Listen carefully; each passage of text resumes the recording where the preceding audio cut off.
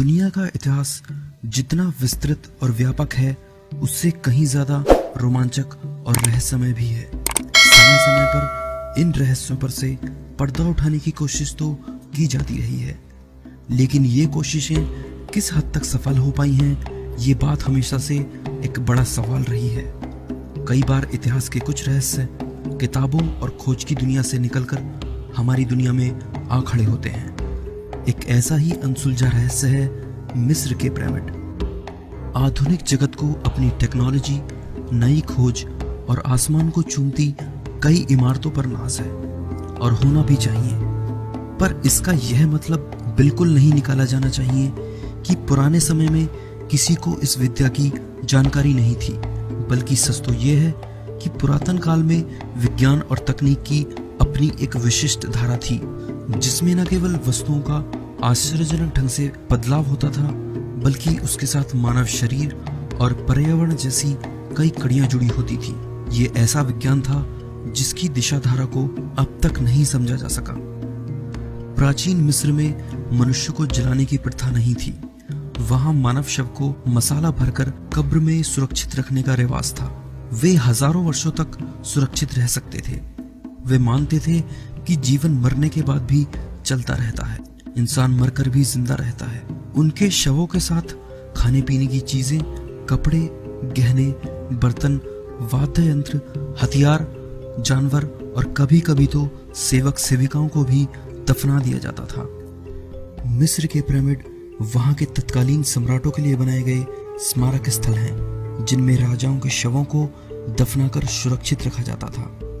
प्राचीन मिस्रवासियों का मानना था कि उनका राजा किसी देवता का वंशज है, इसलिए वे उसे उसी रूप में पूजना चाहते थे। मौत के बाद राजा दूसरी दुनिया में अन्य देवताओं से जा मिलता है। इस धारणा के चलते राजा का मकबरा बनाया जाता था। ये मकबरा त्रिभुजाकार होता था और ये पिरामिड चट्टान काट कर बनाए जाते थे।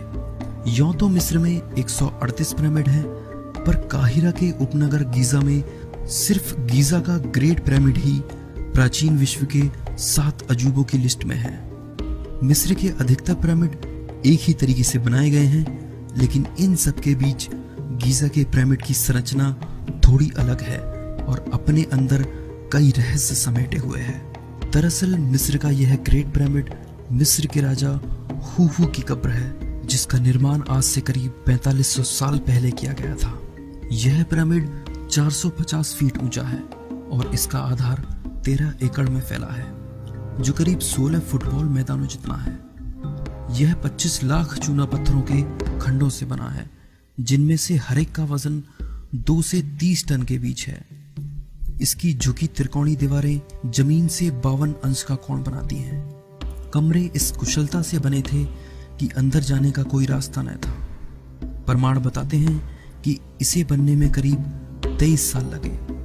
ग्रेट पिरामिड को इतनी परिशुद्धता से बनाया गया है कि वर्तमान तकनीक भी ऐसी इंजीनियरिंग को दोहरा नहीं सकती।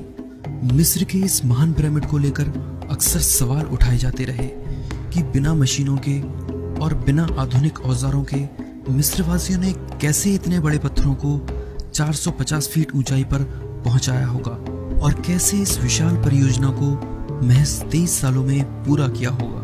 त्रिकोण आकार में बनाए गए पिरामिडों की संरचना का सबसे मुख्य हिस्सा उसका ऊपरी भाग होता है, जिसे सबसे बाद में बनाया जाता है। यह ऊपरी भाग, जिसे कैपस्टोन या टॉप स्टोन कहा जाता है, इतना खास होता है कि इसे सोने या फिर बेशकीमती पत्थर से बनाया जाता है। लेकिन ऐसा क्या हुआ जो मिस्र के ग्रेट पिरामिड के ऊपर कैपस्टोन है ही नहीं?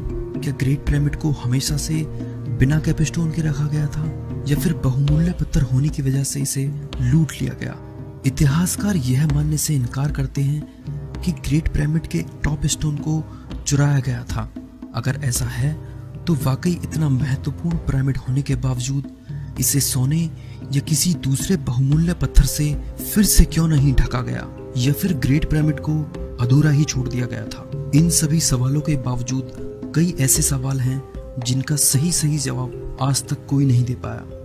हजारों सालों से प्राकृतिक थपेड़ों को सहने के बाद भी पिरामिड की संरचना में कोई अंतर नहीं आया है।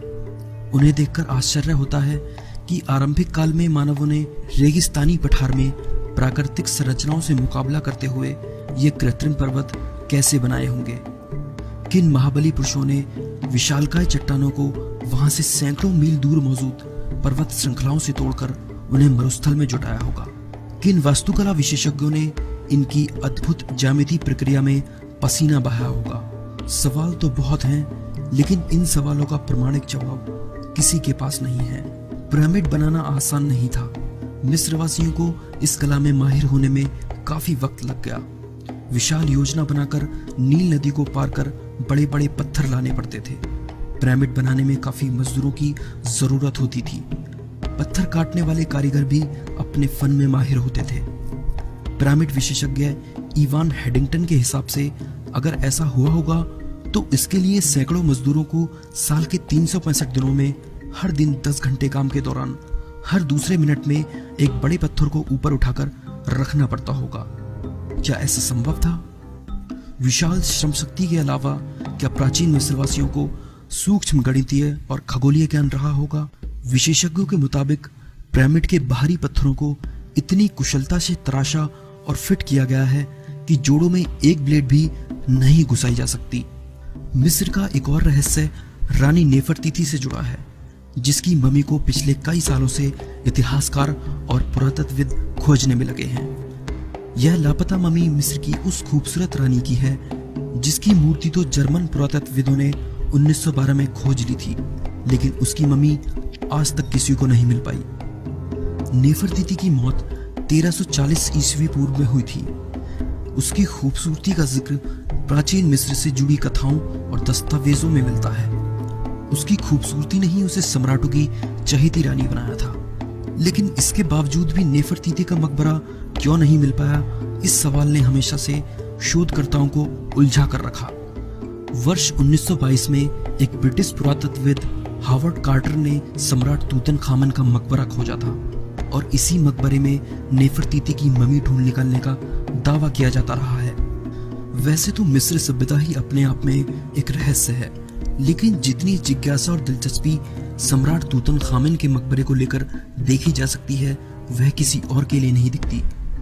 जब सम्राट के मकबरे को तलाश किया गया था तो उसकी मम्मी के पास से सोना, चांदी और बहुमूल्य रत्नों से जड़े आभूषण पाए गए थे और उसका चेहरा सोने के मास्क से ढका हुआ था। रिसर्च में पता चलता है कि तूतनखामन मात्र 9 साल की उम्र में सम्राट बना और 19 साल की उम्र में उसकी मौत हो गई। डीएनए टेस्ट में यह बात पता चलती है कि तूतनखामन की मौत मलेरिया की वजह से हुई थी। साल 2007 में चेहरे पर लगे मास्क को हटाकर तूतनखामन की मम्मी को शोकेस किया गया। उस समय यह मान लिया गया था कि अब कोई रहस्य दुनिया के सामने आने से नहीं बचा, लेकिन जल्द ही एक और रहस्य सामने आ गया, रानी नेफरतीती के मकबरे का रहस्य। ब्रिटिश पुरातत्वविद निकोलस रिव्स जब तूतनखामन के मकबरे का विश्लेषण कर रहे थे तब उन्होंने वहां कुछ तस्वीरें खींची। इन तस्वीरों को जब स्पेन की कला संस्था द्वारा तैयार करवाया गया तो उनमें मकबरों के दीवारों के पीछे 2 दरवाजों की झलक दिखाई दी। रिव्स ने यह दावा किया कि तूतनखामन के मकबरे के पास 2 गुप्त दरवाजे हैं, जिनमें से एक गोदाम की ओर जाता है और दूसरा रानी नेफरतीती का मकबरा है। डॉक्टर रिव्स को यह पूरा यकीन है कि यह मकबरा नेफरतीती का ही है, क्योंकि प्राचीन मिस्र में प्रवेश द्वार के दाहिनी तरफ सम्राटों के बजाय महारानियों का मकबरा बनवाया जाता था। डॉक्टर रिव्स की यह खोज तूतनखामन और महारानी नेफरतीती के रिश्ते के उस रहस्य को भी खोल सकती है जिसको लेकर विशेषज्ञों में विवाद है, क्योंकि कुछ इतिहासकार नेफरतीती को तूतनखामन की मां कहते हैं तो कुछ उसकी पसंदीदा रानी। यह भी माना जाता है कि नेफरतीती अपने जीवन के आखिरी दिनों में तूतनखामन की संरक्षक के तौर पर राज संभाल रही थी, जिसकी वजह से तूतनखामन को भी उसी मकबरे के पास दफनाया गया। तूतनखामन के मकबरे में एरिज़ोना यूनिवर्सिटी के ब्रिटिश पुरातत्वविदों के नए दावों के बाद ये सवाल भी खड़ा हो गया कि क्या उसके गुप्त दरवाजों को खोला जाएगा? क्या मकबरे के गुप्त दरवाजों की खुदाई कर खूबसूरत महारानी नेफरतीती की भी मम्मी बाहर निकाली जाएगी? लेकिन सवाल यह है कि ऐसी हिम्मत कौन पुरातत्व शास्त्री करेगा, क्योंकि तूतनखामन के श्राप का डर हर किसी को सताता है। ये मानने वालों की कमी नहीं है कि तूतनखामन के श्राप की वजह से उसके मकबरे में घुसने वालों की मौत हो जाती है। कहा जाता है कि तूतनखामन के मकबरे की खुदाई करने वाली इतिहासकारों की टीम तूतनखामन श्राप का शिकार हो गई। 1922 में तूतनखामन के मकबरे में जाने वाले सबसे पहले थे पुरातत्वविद हावर्ड कार्टर और उनके साथी लॉर्ड कार्नरवान। दुनिया भर के मीडिया में उसी वक्त से तूतनखामन के श्राप की चर्चा होने लगी और इसे मजबूती तब मिल गई जब 5 अप्रैल 1923 को कायरो में लॉर्ड कार्नरवान की मौत हो गई। 16 मई 1923 को ही मकबरे में जाने वाले एक और शख्स जॉर्ज गाउड की भी मौत हो गई। 27 सितंबर 1923 को ही लॉर्ड कार्नरवान के सौतेले भाई की भी मौत हो गई। 1923 में ही कार्टर को मकबरे की खोज के लिए पैसा देने वाले वुल्फे जूले की लाश नदी में मिली। 1925 में मकबरे में काम करने वाले जॉर्ज बेनेडिक्ट की मौत भी हार्ट अटैक से हुई। कुल मिलाकर प्रोजेक्ट से जुड़ी 11 मौतों के पीछे तूतनखामन के श्राप को जिम्मेदार बताया जाता है। हालांकि बहुत से लोग इसे सिर्फ अंधविश्वास ही मानते हैं, लेकिन 1986 में फ्रांसीसी रिसर्चर कैरोलिन स्टैन फिलिप ने इसका एक वैज्ञानिक कारण देने की कोशिश की। कैरोलिन ने अपनी खोज में पाया कि प्राचीन काल में जिस लेप से तूतनखामन की कब्र को सील करने के लिए जिन चीजों का इस्तेमाल किया गया वो वक्त के साथ सड़ चुके थे। उनमें बीमारी फैलाने वाले फंगस और स्पोर्स पैदा हो गए थे और शायद यही कारण है कि तूतनखामन के मकबरे में प्रवेश करने वाले बहुत से लोगों की मौत जानलेवा बीमारियों से हुई। लेकिन खुद हावर्ड कार्टर 60 साल से भी ज्यादा उम्र तक जीते रहे। निकोलस के हिसाब से प्राचीन मिस्र की सबसे खूबसूरत रानी की ममी अब भी मकबरे के गुप्त तहखानों में मौजूद है और इसे खोलने पर ही इसकी सच्चाई सामने आ सकती है। रानी नेफरतीती और गीजा के महान पिरामिड के अलावा एक सवाल यह भी खड़ा होता है कि आखिर मिस्र के लोगों ने क्यों इन पिरामिडों को बनाया होगा। इनको बनाने के पीछे का मकसद सिर्फ मरे हुए इंसान के शव को सुरक्षित रखना तो बिल्कुल नहीं हो सकता। दोस्तों, इस पर रिसर्च करने से जो नतीजे सामने आए वो चौंका देने वाले थे। आइए जानते हैं कि वो कौन सी बात थी जो मिस्र वासियों को इतना खास बना देती हैं। William Paterson college New Jersey के प्राचीन इतिहास के professor doctor Livio C Stecchini के हिसाब से मिस्र के लोग ईसा से भी 3000 वर्ष पहले आधुनिक टेलीस्कोप और क्रोनोमीटर से भलीभांति परिचित थे। उन्होंने पिरामिड के निर्माण में उच्च स्तरीय वैज्ञानिक यंत्रों का इस्तेमाल किया। पिरामिड की चोटी ध्रुव के और परिधि भूमध्य रेखा के जैसी है। इसका जब वैज्ञानिक परीक्षण किया गया और इसके त्रिभुजाकार दीवारों की माप ली गई तो इनके कई आयामों में गणितीय स्थिरांक पाई 1.4 और फाई 1.618 का एक खास अनुपात पाया गया। पुनर्जागरण काल में इन अनुपातों का शिल्प कला में बहुतायत से प्रयोग किया गया। विशेषज्ञों के हिसाब से यह अनुपात मानवीय काया में सौंदर्य और आकर्षण उत्पन्न करता है। टी बून्स ने अपनी किताब सीक्रेट ऑफ एंशिएंट ज्योमेट्री में पिरामिडों के रहस्यमय आकार और उसके असर का गहराई से उल्लेख किया है। वैज्ञानिकों ने आकृति और आयाम की विभिन्न माप और उसके पारस्परिक अनुपात के दूसरे कई रहस्यों का भी पता लगाया है। इससे गीजा पिरामिड के रचनाकाल की भी जानकारी मिलती है। इन मापों में अंतरिक्षीय ग्रहपिंडों की दूरियों की भी जानकारी मिलती है। 19वीं सदी के प्रख्यात खगोलवेत्ता प्रॉक्टर ने अपने अनुसंधान निष्कर्ष में कहा था कि इन पिरामिडों का उपयोग ग्रह नक्षत्र के अध्ययन के लिए वेधशालाओं के रूप में किया जाता रहा होगा। मिस्र के पिरामिडों के निर्माण में कई खगोलीय आधार भी पाए गए हैं, जैसे कि तीनों पिरामिड ओरियन राशि के 3 तारों की सीध में हैं। वैज्ञानिकों का कहना है कि गीजा का पिरामिड निखिल ब्रह्मांड का एक छोटा सा मॉडल है। पूरे विश्व के मानचित्र को 2 बराबर भागों में बांटने वाली रेखा के बीच के बिंदु पर यह स्थित है। अगर इससे गुजरती हुई कोई क्षैतिज रेखा खींची जाए तो इस रेखा के पूर्वी और पश्चिमी भाग आपस में बराबर होंगे।